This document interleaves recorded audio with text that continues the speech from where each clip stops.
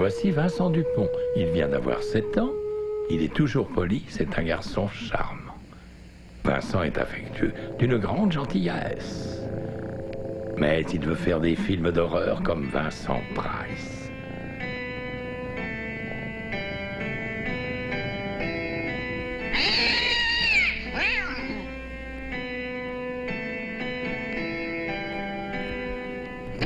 Sa sœur, son chien, son chat lui tiennent compagnie.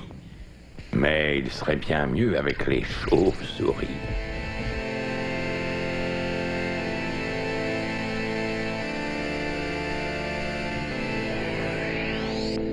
Là, il ferait marcher ses inventions terribles. Et promènerait seul son tourment indicible.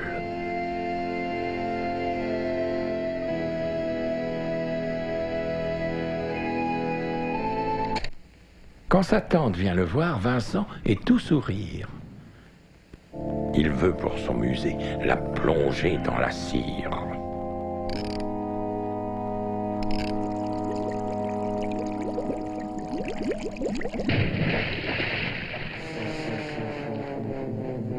Il fait des expériences sur son chien aimable, dans l'espoir de créer un monstre épouvantable et de trouver avec ce sinistre vaurien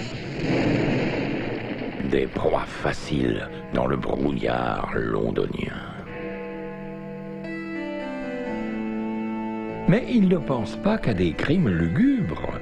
Il aime peindre et lire, ce qui est très salubre. Seulement ce qu'il lit n'est pas de tout repos.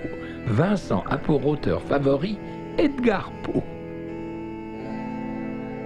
Un soir, dans une horrible histoire d'élixir, il lut un paragraphe qui le fit pâlir. La nouvelle qu'il lut le glaça d'épouvante. Sa très belle femme est enterrée vivante. Il creusa pour s'assurer qu'elle était bien morte, en détruisant ainsi des fleurs de toutes sortes. Sa mère l'envoya méditer dans sa chambre. Il sut que de ce monde il ne serait plus membre et qu'il devrait passer le restant de ses jours seul avec le portrait de son défunt amour. Vincent se morfondait, souffrait mille tourments, lorsque sa mère ouvrit la porte brusquement. Elle dit « Si tu veux, tu peux sortir jouer, il y a du soleil, il faut en profiter !»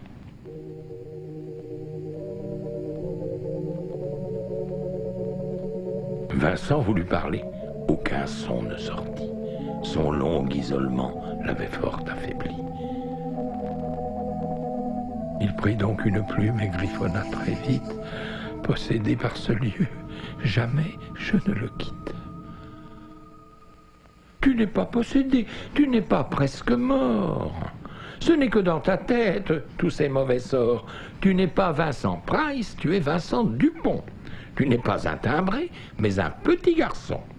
Tu viens d'avoir 7 ans, et même tu es mon fils, alors tu vas sortir et prendre de l'exercice. Ayant lâché ces mots, sa mère repartit. Et pendant que Vincent restait abasourdi, la chambre vacilla et trembla de partout. Il comprit qu'il était désormais vraiment fou.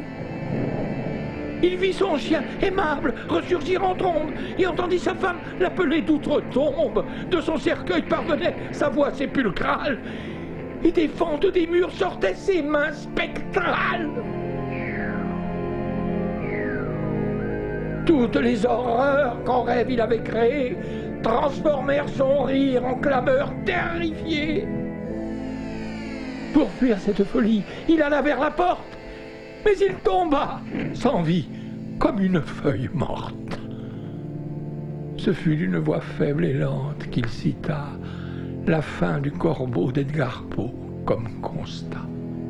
Et mon âme de cette ombre à l'air incongru, clouée au sol, ne s'élèvera jamais plus.